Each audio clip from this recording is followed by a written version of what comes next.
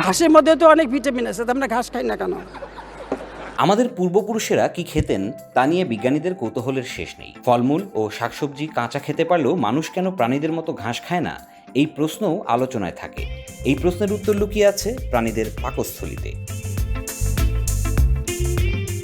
গরুর মতো তৃণভোজী প্রাণীদের পাকস্থলী ও অন্ত্রে বিশেষ ব্যাকটেরিয়া থাকে, যা সেলুলোজ ভেঙে ঘাস থেকে কার্যকরভাবে পুষ্টি সংগ্রহ করতে সক্ষম।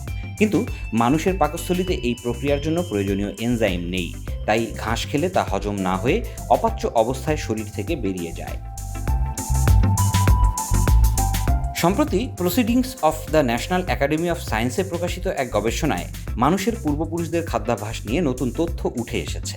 সেখানে বলা হয়, উদ্ভিদজাত খাদ্য দীর্ঘদিন গ্রহণ করলেও মানুষের পরিপাকতন্ত্র কখনও সেলুলোজ সমৃদ্ধ ঘাস হজমের উপযোগী হয়ে ওঠেনি।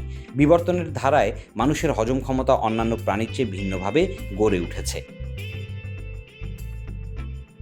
সেলুলোজ হলো উদ্ভিদের কোষ প্রাচীরে থাকা এক ধরনের জটিল কার্বোহাইড্রেট।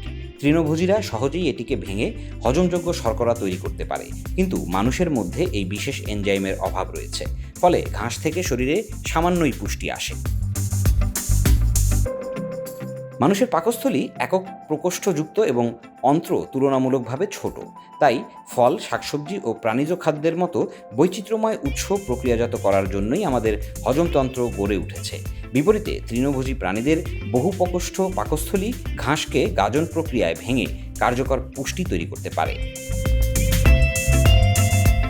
তবে কেবল হজমই নয়, আরেকটি কারণও আছে। ঘাসে মূলত পানি ও সেলুলোজ থাকে। প্রোটিন, চর্বি কিংবা অন্যান্য প্রয়োজনীয় পুষ্টি থাকে খুব সামান্য। তাই বেশি ঘাস খেলেও ক্যালোরি বা পুষ্টির যোগান মেলে না, বরং হজমে অস্বস্তি দেখা দেয়। বিজ্ঞানীদের মতে মানুষের খাদ্যাভ্যাস লাখ লাখ বছরে বিবর্তিত হয়েছে। প্রাচীন হোমিনিডরা কিছু উদ্ভিদজাত খাবার খেলেও তাদের খাদ্য ছিল বৈচিত্র্যময়। সেই ধারাবাহিকতায় মানুষের পাচনতন্ত্র ঘাসভিত্তিক খাদ্যের সঙ্গে অভিযোজিত হয়নি। জৈবিক এই সীমাবদ্ধতাই মানুষকে ঘাস থেকে দূরে রেখেছে। News desk, Dhaka express.